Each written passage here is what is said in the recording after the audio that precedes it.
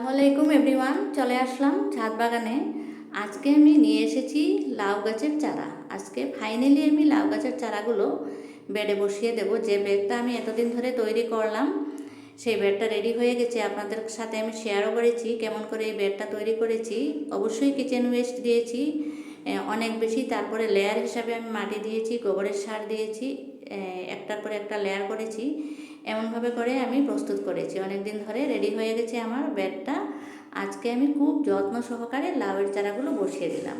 লাউয়ের চারাগুলো আমি ছায়া জায়গাতে করেছি, ডিসপোজাল গ্লাসে করে, আর 3 পাতা হয়ে গেছে। এখন আর দেরি করতে নেই, তাই আজকে বসিয়ে দিলাম।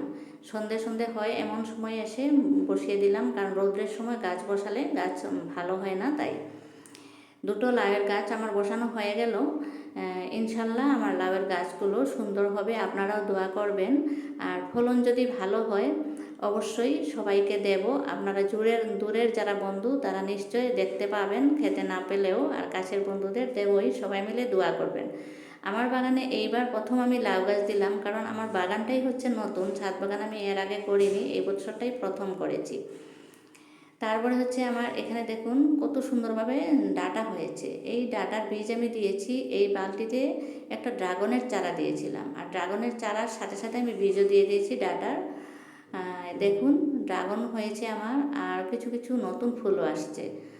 আজকে আমার ড্রাগন গাছ দেখতে আমার কর্তামশাইও চলে এসেছেন আমার সাথে। উনি সাধারণত আসেন না, আজকে বাগানের ভিতরে এসেছেন, আমার ড্রাগন গাছটা দেখতে চান। দেখুন কত সুন্দর সুন্দর ফুল হয়েছে, খুবই ভালো লাগছে। নিজের হাতে লাগানো ফল গাছে যখন ফল দেখা যায় তখন কত যে আনন্দে হয় সেটা বুঝতে পারবেন একমাত্র আমার বাগান বাগান করা ভাই বন্ধুরা, যারা বাগান করে ভালোবাসেন। আপনারাও যদি বাগান করে ভালোবাসেন তাহলে অতি অবশ্যই আমার চ্যানেলটাকে সাবস্ক্রাইব করে দিয়ে আমাকে এগিয়ে যেতে সহায় করবেন। এই যে দেখুন ড্রাগনের চারাটা ভেতরে ভেতরে অনেক বড় হয়ে গেছে। তারপরে হচ্ছে এখানে একটা বেগুন ঝুলছে, দেখুন এই গাছ থেকে আমি অনেক বেগুন পেয়েছি। এরপরে এখানে দিয়েছি আমি শশা, আবার নতুন করে শশা হবে। ভালোই হয়েছে, গাছগুলো গ্রোথ সুন্দর হয়েছে। আর যে ভেন্ডির চারাগুলো আমি বসিয়েছিলাম, নিজের গ্রো ব্যাগ বানিয়েছিলাম, সেই গাছগুলো দেখুন কত সুন্দর গ্রোথ হয়ে গেছে। আশা করি ভেন্ডি খুব তাড়াতাড়ি আসবে। ফুল এসেছে, ছোটো ছোটো ফুলের ভাবটা দেখা যায়, ফুল এসে যাবে। তারপরে হচ্ছে বিকালবেলা যেহেতু গাছে জল দেওয়ার সময়, আজকে আমি জলের বদলে গাছের একটা প্রিয় খাদ্য দিব, যেটা হচ্ছে আমি বানিয়ে থাকি ঘরে পাক জল। এই পাক জলটা আমি প্রত্যেক সপ্তাহে বিকালবেলা যখন জল দিতে আসি তখন সপ্তাহে একদিন করে এই পাক জলটা গাছে সেবন করি। প্রথমে আরম্ভ করে দিলাম লঙ্কা গাছ থেকে, লঙ্কা গাছে দিয়ে দিলাম, একটু বেশি বেশি করে দিয়ে দিচ্ছি। তারপরে বেগুন গাছ, এই বেগুন গাছ থেকে আমি অনেক বেগুন পেয়েছি, আবারও নতুন করে হবে।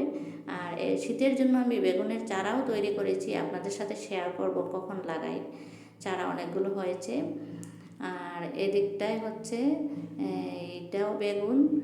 তারপরে এই যে দেখুন উনি খুব মন দিয়ে ড্রাগনটা দেখছে, কিছু যত্ন করছে। তারপরে হচ্ছে বিকালবেলা সন্ধে হয়ে গেছে।